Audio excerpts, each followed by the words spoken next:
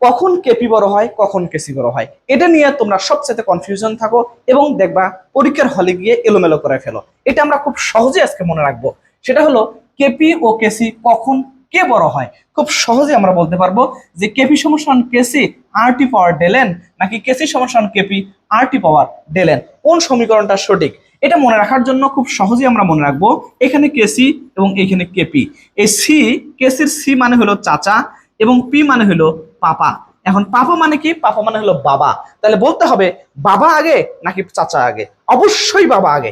যেহেতু বাবা আগে, তাই কেপি ইকুয়াল কেসি আর টি পাওয়ার ডেলেন এই সমীকরণটি সঠিক আছে। কেসি ইকুয়াল কেপি আর টি পাওয়ার ডেলেন সমীকরণটি সঠিক নেই। এবার এই সঠিক সমীকরণটি ব্যবহার করে আমরা দেখব কখন কেসি বড় হয় কখন কেপি বড় হয়। এটা নির্ভর করবে ডেল এন এর উপরে।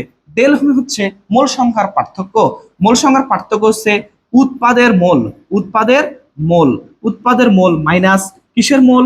বিক্রিয়কের মোল, বিক্রিয়কের মোল, বিক্রিয়কের মোল। তাহলে উৎপাদের মোল মাইনাস বিক্রিয়কের মোল, এটা হচ্ছে ডেল এন এর পার্থক্য।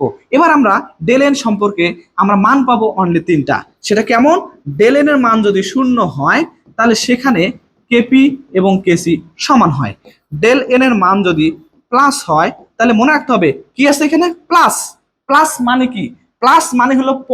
প্লাস মানে কি? প্লাস মানে হলো প। প মানে কি? কেপি। প মানে হলো কেপি। সেখানে কেপি বড় কার থেকে? কেসি বড়। যদি ডেল এন এর মান মাইনাস হয়, ডেল এন এর মান মাইনাস হয় তাহলে তার উল্টো যাবে, অর্থাৎ কেসি বড় কার থেকে? কেপির থেকে। একদম ইজি। কিভাবে মনে রাখবা? ডেল এন এর মান শূন্য, সুতরাং কেপি কেসি সমান। ডেল এন এর মান প্লাস, প্লাস মানে প, প মানে কেপি বড়। আর ডেল এন এর মান যদি মাইনাস হয় তাহলে সেক্ষেত্রে কেসি বড়। উদাহরণ দিচ্ছি, যেমন H2, যেমন H2 plus I2, H2 plus I2 উৎপন্ন হচ্ছে 2HI। এই বিক্রিয়াতে ডেল এন সমান সমান কত? উৎপাদের মোল সংখ্যা 2 মাইনাস 1 মোল 1 মোল 2 মোল ইকুয়াল 0, অর্থাৎ এই বিক্রিয়ায় কেপি ইকুয়াল কেসি, কেপি কেসি সমান হয়ে গেছে। ঠিক আছে। আবার আমরা পরের উদাহরণে যদি যাই, আমরা দেখব যেমন H2 প্লাস O2 উৎপন্ন হলো 2H2O পানি। তাহলে এইখানে আমার ডেল এর মান কত?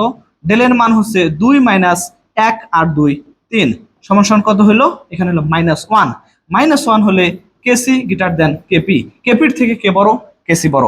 আবার আমরা যদি আরেকটু দেখি তাহলে কেমন হবে? এই যে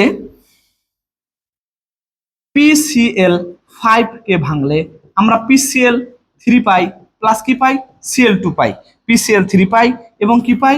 Cl2 পাই। তাহলে এইখানে আমরা দেখব, এইখানে আমার ডেল এন সমান সমান কত? উৎপাদে আছে 2, বি মাইনাস বিক্রিয়ক আছে 1 সমান সমান +1। +1 অর্থাৎ প্লাস হইলেই সেটা আমার কেপি হয়। কার থেকে বড়? কেসির বড়। ঠিক আছে।